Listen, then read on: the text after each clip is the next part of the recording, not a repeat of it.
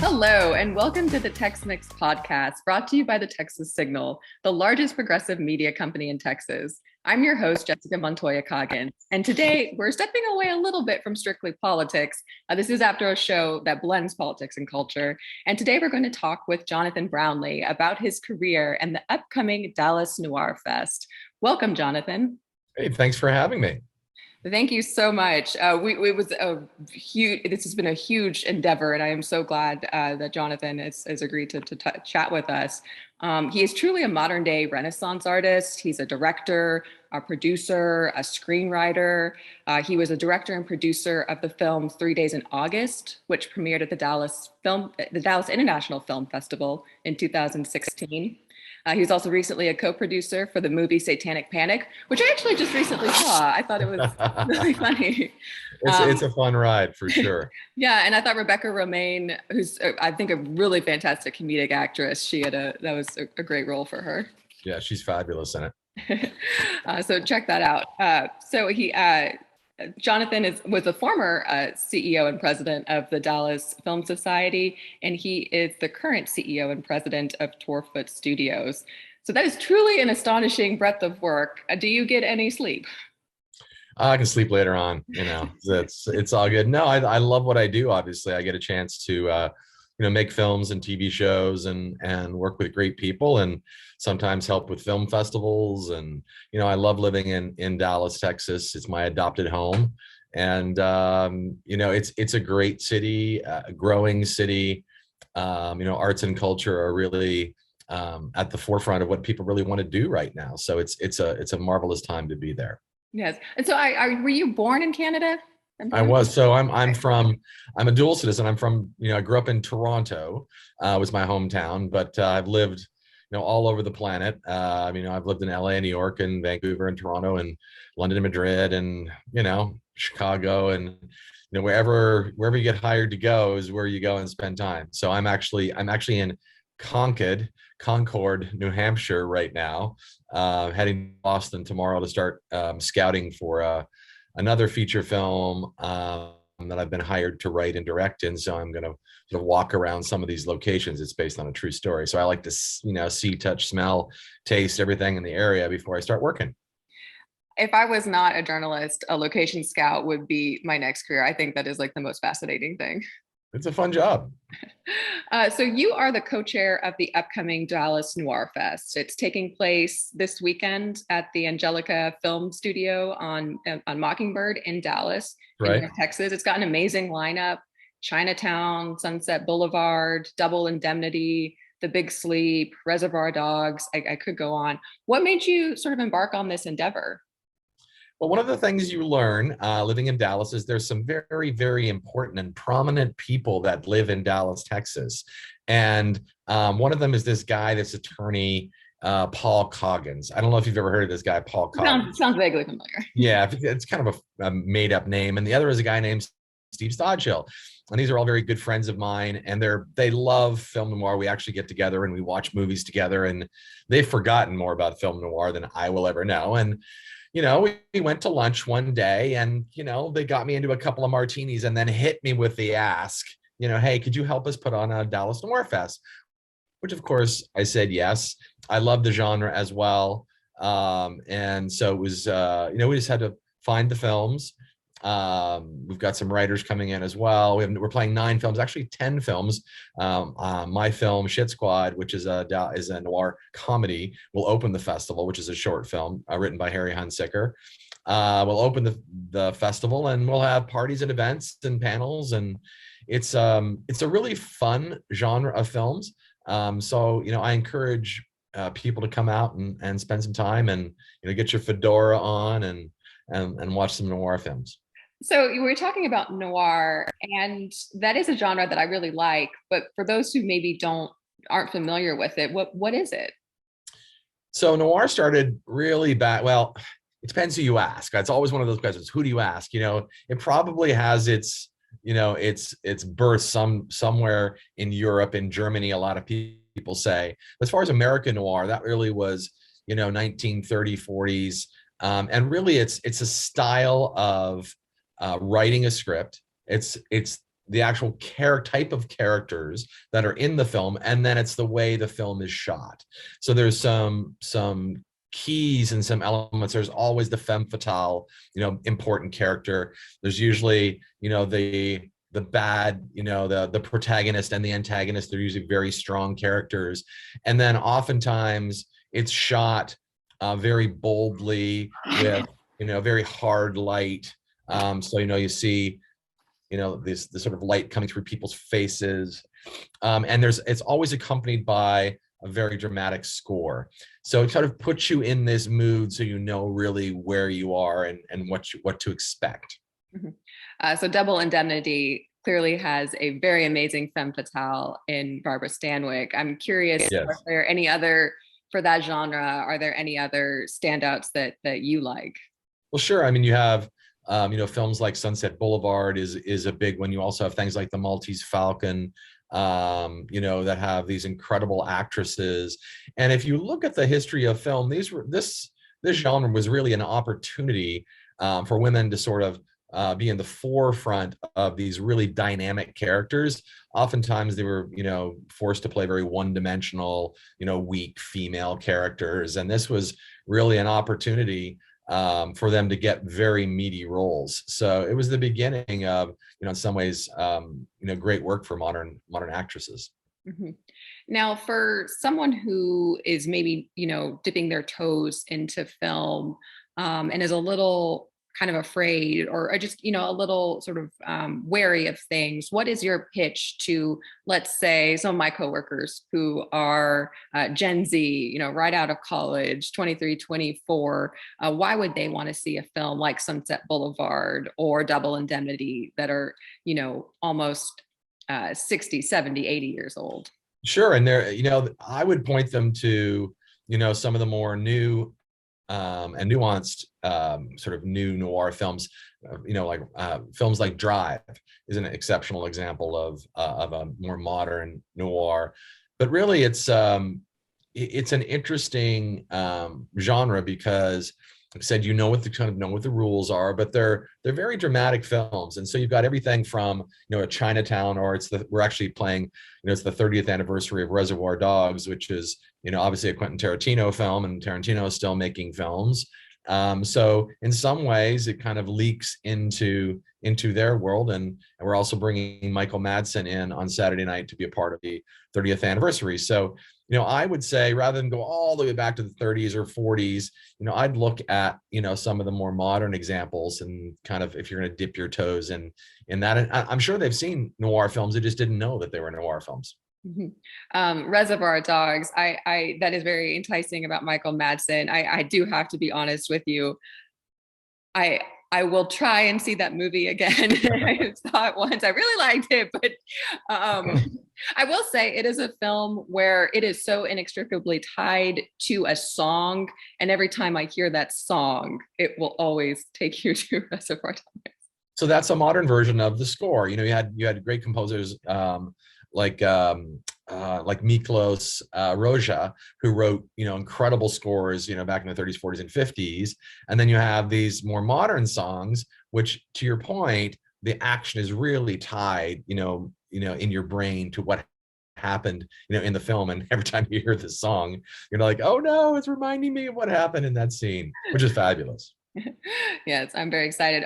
So I know you mentioned that this is the sort of inaugural festival. Do you hope to continue this? Yeah, absolutely. We're having fun doing this. It is, the proceeds for this are to go and support the next generation of filmmakers from SMU Meadow School of the Arts, their film program. So we'll be donating the proceeds to that, because it's one thing to watch films and talk about films, but we want to really grow our filmmaker base here in Dallas and give them an opportunity to make films in Dallas. I've been really lucky. I've made 6, 7, 8 features or whatever here in Dallas, and I really enjoy working here. And so we want to keep the next generation of filmmakers here and working and living in Dallas. This actually brings me to my next question. It's a perfect segue. So you mentioned, filming in Texas and especially in Dallas. What have been some of the challenges to that? I know that there are places like New Mexico, Albuquerque. They film a lot there. You do? Atlanta obviously has a huge thing, as does Louisiana. How how do you sort of see Dallas and Texas and film here, and what can we do to increase that? Well, it's a business, first of all, right? So, as a producer, or an investor in a film, you're looking for, where can I make the film for the right price? Where many of the places that you mentioned, the New Mexicos, the Georgias, Toronto, Vancouver, they all have tax incentives which lure productions to those places, and they've been exceptionally good at that. I mean, Atlanta went from, in 2010, about $93 million of films were made there, and last year $3.6 billion was made there. So, that trajectory was partially built on tax incentives, but also infrastructure. So one of the things we need to do here in Dallas, and we're working on as a team, is to build additional, film studios and infrastructure, because really, those are our factories. We need more factories to make our product. That's why, you look at groups like, Toyota or Tesla or all, McKesson, all these major corporations are moving from the coasts to Dallas because it's a great place to live and work. It's certainly, the cost of doing business here is lower, and that's the same for our business. But our, industry has been a slow adopter to that, but we really do see a great trajectory in the next 2, 3, 4, 5 years for our industry to grow here in Dallas and in the state of Texas. It's always exciting, I think, when you can see, I'm born and raised in Dallas. Now, obviously, a lot of things about the Kennedy assassination will film at Dealey Plaza, but Sure. was Satanic Panic, was that filmed in We shot Dallas? it here. Yeah, we actually shot it not too far from Steve Stodgill's house. That's right. Yeah. So Yeah. when it was so by the way, I should say the plot of this film is this poor pizza delivery girl sort of gets caught up in a satanic ritual. Rebecca Romaine is there. Jerry O'Connell is there. Aidan Mirren. A lot of really great. It's a very for those like me who really listen to a lot of Satanic Panic podcasts. It's a nice little. Yeah, I mean, that was there's lots of beautiful homes here, and I mean, everyone has a neighbor in Highland Park or Preston Hollow that's a satanic worshiper, right? I mean, it's just kind of common. So I don't know why you think this was weird. I mean, it kind of happens every day in Dallas. There are homes I jog by and I'm like, you know what? See, and that's where those ideas come from. You're like, wonder who lives in that big, beautiful house, with the water park in the backyard. How does that work? But it's fun. We made a film here a few years ago called Standoff at Sparrow Creek, which really has been compared to Reservoir Dogs in a lot of ways, and it's very much in the noir genre as well. And we shot a lot of that in South Dallas in different warehouses down there. But Dallas really still is an up and coming location, but people are finding out that it's a great place to make films. Yeah, and I love television series. I live with my parents. We were talking about where I was filming, and I'm in this kind of living room that they have. And actually, the television series Dallas, when they did that reboot a couple years ago, they actually filmed part of the pilot at their home. So Larry Hagman was here. He was really nice. My grandparents came down, and he just couldn't be nicer. And they kind of did a little bit of green screen because it was supposed to be a home in Mexico. So like the backyard got replaced with like the Sea of Cortez. But yeah, you do what you got to do, right, as a filmmaker. Yeah, I mean, that film was a great example of that was going to go to a different state, and the city of Dallas really put their foot forward and said, we're going to help keep this series here, because it would have been horrible to have the series Dallas shot in New Mexico, right, or New Orleans or someplace like that. And that was all shot down in Southside Studios. There's been a lot of great supporters of the film industry, guys like Jack Matthews, who developed that whole area. He realized we needed studios and really helped develop that area, and we're going to continue to develop that area as well. When I was growing up, there was a studio in North Texas. It's where they filmed a lot of PBS series. So the television show Barney was shot there, which is where Selena Gomez got her start. Ultimately, goes to Disney and has an amazing career. I think that the greatest TV show of all time was actually filmed in North Texas. People don't know this. I am referring to the PBS series Wishbone, which was about a One of Jack my Russell favorites. Terrier. The One Jack of my Russell Terrier. favorites. He would. What's the story? Wishbone. Like exactly. Like that's a song. It's like, oh no. It's you can never get that out of your brain. Yeah, that was shot here in North Texas. We actually I I think the best school field trip I ever had was we got to go see Wishbone, and we got to like shake this little paw, and it was very exciting.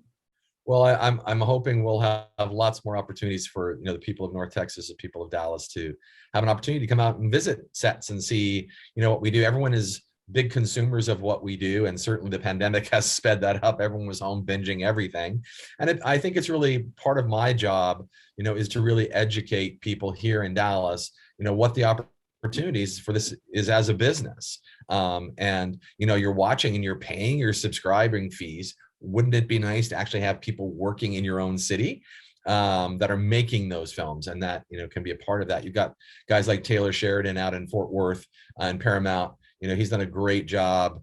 They shot 1883 here, and then you have another group of guys in Fort Worth that put together Iron Orchard and 12 Mighty Orphans, and people are really stepping up and putting their foot forward, and I think that's a great thing. And I think Texas has such a great legacy of films. You think about Paris, Texas, Giant. These are real, and I'm now blanking on the name of the film that Peter Bogdanovich did up in Wichita Falls. But this is really a state that has this huge legacy, and Yeah. I think it's nice to see people really stepping up and making sure that carries on. Well, we've had filmmakers here and families that have been in the industry since the turn of the 20th century. I mean, Dallas really was, a key player early on in the industry, and has been in certain times, and at other times it's disappeared for whatever reason. So at least we're seeing a positive trend all over the state for people wanting to come here and work here and live here. And that's part of the attraction is if you've got to come and be in a place, if making a film is not an easy process. Number one, it's not a very short process. Number two, so if you've got to be someplace for a year or 2 years, you want a great place to entertain your family and your clients, and great schools for your kids, and have great restaurants, and and easy to get in and out of with great airports. And so all of those things I think are going to contribute to the increased success of what we do here in Texas. Are there things that you think that Greg Abbott or the legislature could maybe do to help maybe speed this process along, or get this even bigger than it is? Yeah, I mean, the legislature could do what many of the other legislatures have done. We have a small tax incentive, but it's capped. It's not a lot. A couple of big shows come in and it's gone. So it would be great to figure out a really fiscally responsible way of doing that. Not all tax credit programs, I believe, are fiscally responsible. I also think there's some great opportunity for private-public partnerships for these types of things. My folks, I call them in Toronto, and really the Canadians are the one that really developed this whole idea of both federal and provincial, or federal and state incentives, and they grew billion-dollar industries. But those incentives, I mean, when a Tesla comes here, or Walmart comes here, guess what? They get incentives. They get millions and millions and millions of dollars in incentives. So I have a hard time understanding why they won't do that for our industry, especially when our average wage for a full-time person is $80,000 to $100,000. That's a great starting wage. And if you're in the union, you've got retirement, you've got pension. It really can be a pathway out of poverty for many people, but also a pathway to a great career to help build generational wealth. And it's also something that people are very proud of. You can go, hey, I just worked on that show. You can go home and have your friends, and watch your Netflix show. And there's something about having that pride of something that's made in the great state of Texas. And I think that is something that we're missing. And so I'm hoping to, help continue to tell that story. And I look forward to having conversations with people in the legislature and people like, Governor Abbott and and others to say, here is really the why we should be doing it, not just as a handout, but really as building a solid and diverse tax base, could be a really positive thing for people here in Texas. And I think it benefits even beyond the industry. My mother's originally from Albuquerque, and so when Breaking Bad was filming there, it helped a lot. Tourism increased a lot. A lot of the shops, around that area saw, increased traffic from the cast and crew, things like Yep. that. So it kind of snowballs, and like that show went off the air, a long time ago, Yeah. and I still talk with relatives who say they'll see cast members return. People are like the walking tours they do. So Well, I mean, yes, exactly. I mean, we recently had, well, before the pandemic, there was the 40th anniversary of the original series Dallas, that was held at the Longhorn Ballroom with some of the original cast. And you look at the economic impact from that single show. People from 11 countries were still flying into Dallas to see these people. So people do discount the idea of film and television tourism. It's a big has huge impact, economic impact, and for every show that's here, for every dollar that's spent, there's billions of dollars, can be billions of dollars of economic impact to the area. And most of our industry is actually, about 87% of our industry is knitted together with small businesses, vendors, and other types of people that have 10 or less employees. So many times, people think, oh, it's these big, the Sonys and the Universals, but it really is this web of local industry, carpenters and dry cleaners and gas stations and delivery trucks, and all of those great industries that become a part, this web of every production that we make, and that has great impact locally. mhm. Yeah, Dallas did have a huge cultural resonance. Even I'll travel abroad still in certain countries. Ireland, they really liked it there, and they'll like Yeah. they'll just be, they'll like their eyes will beam when you mentioned Dallas, and they'll talk about like JR and all the evil things that he did and all that. Yeah. It's very fun. So are you excited for Dallas Noir Fest? I know you're bringing in all these amazing people, including Michael Madsen, which I didn't know about. So that's very fun. Yeah, no, very excited about it. We've got 4 days of events and parties, 10 films, again, including our local film that was shot here. So really, again, showcasing some of that. But I think it's this is a very fun type of film to watch, and I think people will really enjoy it. And it's nice to see people going back to the theater. It's one thing to watch a film at home, which is great, but it's another thing to get your popcorn and your soda or your beer, or glass of wine, which you can now, and sitting with a group of people watching a big screen with a big soundtrack. These films were made to be watched in theaters like this and heard in theaters like this. And so I'm very excited about it. I'm going to watch every film. I'm going to sit down and I'll probably gain 6 pounds of popcorn by the end of the weekend. But we're gonna have a lot of fun. So I really do encourage people to, they can go to dallasnoirfest.com. That's dallasnoirfest.com. There's a full schedule there. You can buy festival passes if you want to go to everything, including all the parties. And we've got people like Al Burnett throwing us a party. We've got parties by Heritage Auctions. The Stodshills are throwing a party, among others. And so if the festival pass is $150 for 4 days, that includes 10 films and all of those parties. Or if you just want to go to see the films, there's a movie pass for $50. You can see all 10 films for $50 if you want to. So there's also a student pass for $25. So it's certainly an affordable weekend for people. That's a great deal, because I think one of the things that frightens people is like, oh, film, this is like, you have to have a ton of money to do this, and that's not necessarily the case. And it's nice, not to take anything away from like Doctor Strange, but it's nice to sort of go back to films, like that Yeah. that didn't involve the Marvel Cinematic Universe. Yes, I agree. Well, and I'm very excited to hear about your upcoming projects. It sounds like you have a really busy schedule ahead. And actually, also stay tuned, listeners. I think Harry Hunsaker, who co-wrote Shit Squad, will be will be joining us soon, a great Dallas author. Yes. Yeah, no, always we call it spinning plates. I've got a film called Montserrat, which it takes place in 1939 Franco Civil War. I call it a Romeo and Juliet in a time of civil war. We're casting that right now. Right now, we have an amazing young actress named Laia Costa playing the lead.